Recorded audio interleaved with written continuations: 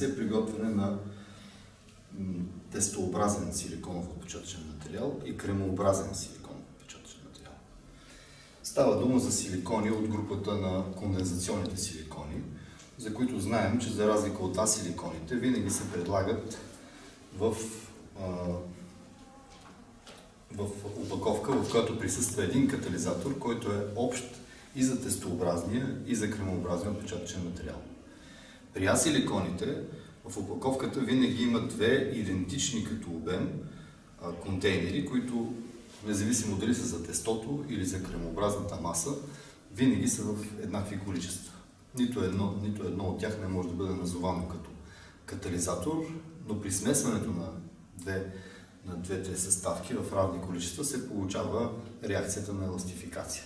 Тук, за да еластифицира, имаме една опаковка, на която е изписано катализатор и която обикновено е много по-малка като обем и от тестото, и от кремообразната маса.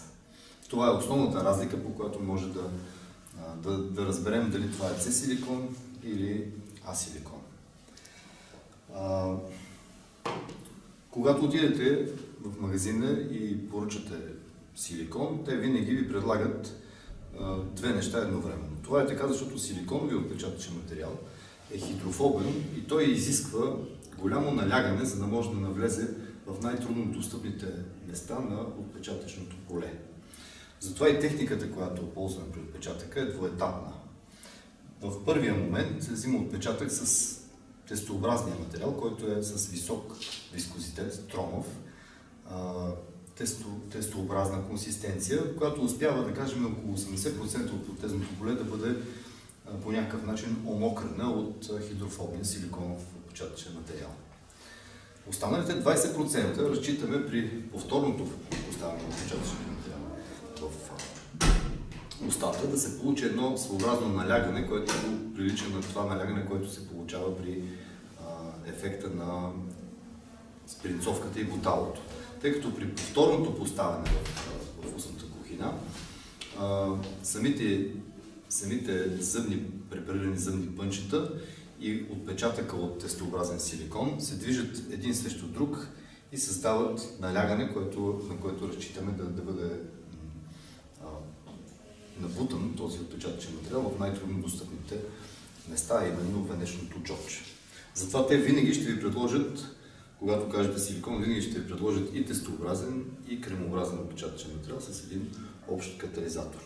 В изпита обаче те са разделени на две и в началото започваме разбира се, с тестообразния отпечатъчен материал.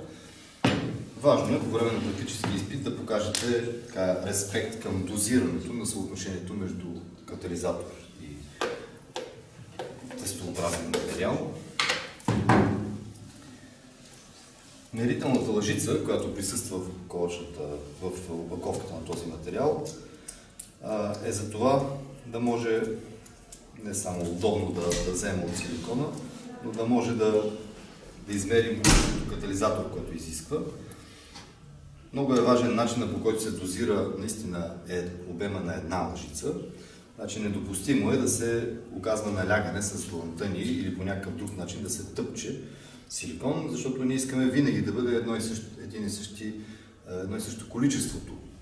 И при такова едно притискане бихме могли евентуално да оплътним и да вкараме повече, отколкото е необходимо силикон. Затова има само един начин за дозиране. Загребваме в излишък, поставяме на ръба на кутията и с две движения наляво и надясно премахваме излишък от тази лъжица. Веднага след това затваряме кутията и пристъпваме към дозирането на катализатора. Същата тази лъжица е всъщност мерител за това колко катализатор ни е необходим. По този начин отваряме катализатора и в указанието е дадено, че една лъжица изисква две дължини или два диаметъра от катализатора. Стараем се да поставим катализатора в права линия, непрекъсната с еднаква дебелина.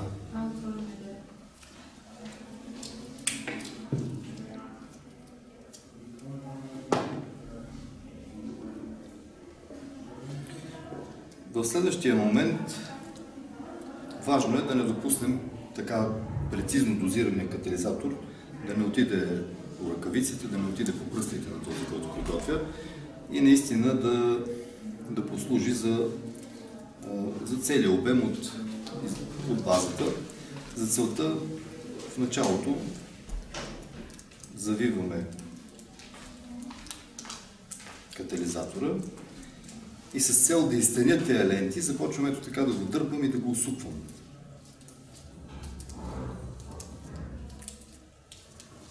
Не повече от 5-6 пъти го правя това нещо, тогава докато линиите от катализатора са толкова тънки, че няма опасност той да отиде по пръстите. След което започвам, в този момент вече трябва да мисля за това, че трябва да покажа изключително бързо движение на пръстите.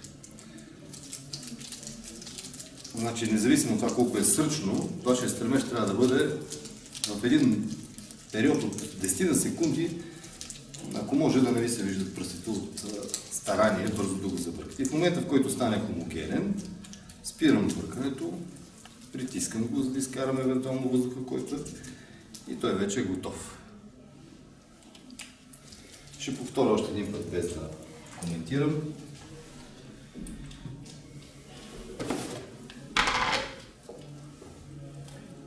Взимам в излишък, поставям на ръба.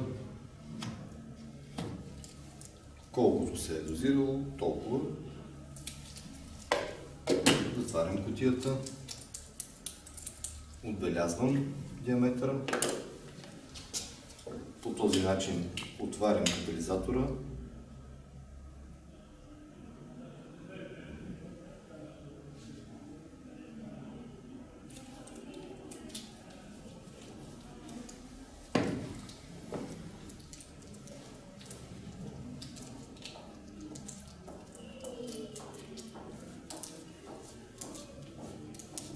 Изтеглям и усупвам. Изтеглям и усупвам. И следващия момент, 10 на секунди, бързо с пръстите размачквам до момента, в който забележа, че вече няма червени нишки и целият цвят е хомогенен. Веднага след това приключвам с бъркането, колкото по-бързо, толкова по-добре. И силиконът е готов за първият етап на отпечатъка. Важен момент е свързан с това да бъде дозиран точно катализатора и да бъде спестено време, колкото е възможно по-кратко да се бърка, защото нашата цел е той да попадне върху протезното поле, без да е започнала начална еластификация на материала. Ако е започнала дори начална еластификация, има вероятност да се получи деформация, която не е 100% пластична, а има някакъв момент на напрежение по време на престоя му в устата и това, когато го извадим, тази вече първична еластичност ще доведе по някакъв начин до деформиране след изваждането от устата. Тоест той трябва да бъде толкова свеж, че все още катализатора да не му е подействал. Затова именно никога не слагаме в излишък катализатор с цел по-бързо да приключи отпечатъка и никога не поставяме така нехайно времето на разбъркване да бъде по-голямо, отколкото е необходимо.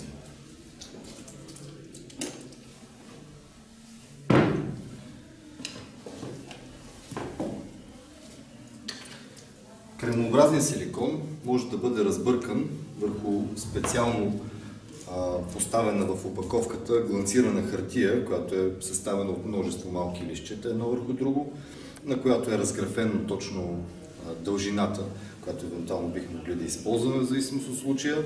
Ето така изглежда тази оригинална гланцирана хартия. Когато привършат тези листчета и много често се случва да не е свършила опаковката, тези листове за разбъркване вече да ги няма, тогава може да използваме и гланцираната страна на плочката. Кремообразният силикон може да се бърка с пластмасова шпатула за цимент, може да се бърка и с метална шпатула. В случая на практически изпит съветът ми е по-добре да използвате метална шпатула и гланцираната страна на стъклото, като от металната шпатула използвате онази страна, която е работна страна, която е по-широката. Другата е направена специално така стеснена, за да може да се поставя цимента в короните.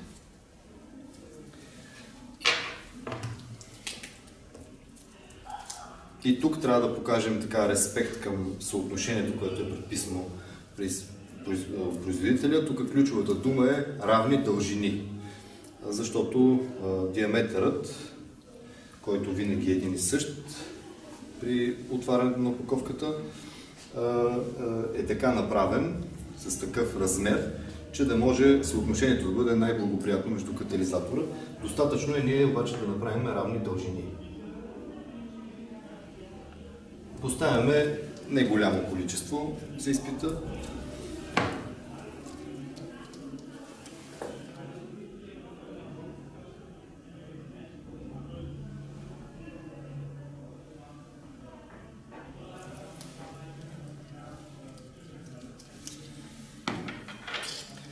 За да може да използваме цялата работна страна на шпатулата, би трябвало плочката да бъде поставена близо до ръба на масата. В началото извършвам няколко ротиращи движения, за да може грубо да бъде размесен, след което същинското размесване е в 4 такта. В първия момент поставям така шпатулата по ъгъл, не вертикална, не хоризонтална, по 45 градуса и се старая целият ръб на шпатулата да опира плътно в плоскостта в равнината на плочката. При втория такт премествам до момента, до който той започне да се търкаля материала, а след мен не оставя излишък. В третия момент притискам, така че цялата работна повърхност на шпатулата да опре в стъклото и в четвъртия момент си измъквам от ъгъл, така че след мен да няма никакъв материал. При измъкването е добре предния край на шпатулата, който всъщност при движението се явява заден, да бъде леко отворен и по този начин съм сигурен, че никакъв материал не е останал след мен. И така, раз, два, три, четири. Раз, два, три, четири. След следващите моменти вече започвам да взимам само половината от материала, а останалата половина да слагам зад вече размесения материал. Така много бързо силикона се хомогенизира и няма опасност, най-важното, което е, няма опасност от наличието на въздушни шупли в него, които евентуално биха могли да компрометират отпечатъка, ако се явят точно в зоната, която е най-важна за нас. В момента, в който цветът е хомогенен, спирате да приготвите и показвате резултата. Състав и приготвяне на цинков оксид евгенолов отпечатъчен материал. Цинков оксид евгенолов отпечатъчен материал се състои от две туби с две пасти. Търговското име е Репин. Едната от тях има жълт цвят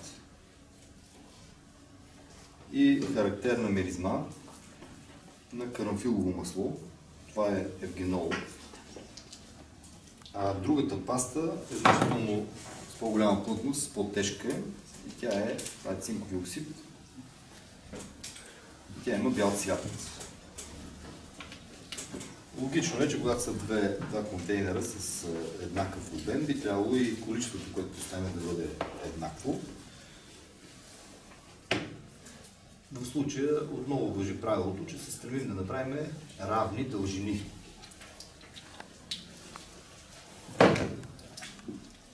Върху стъклената плочка, гланцираната страна,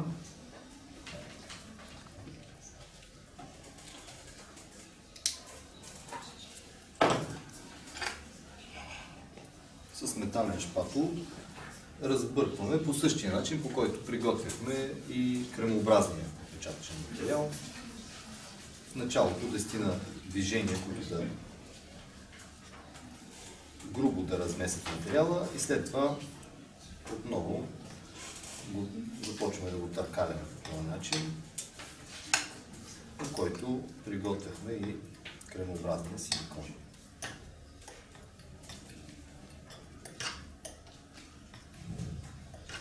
До момента, до който цветът стане хомогенен, а в сместа няма въздушни мехурчета.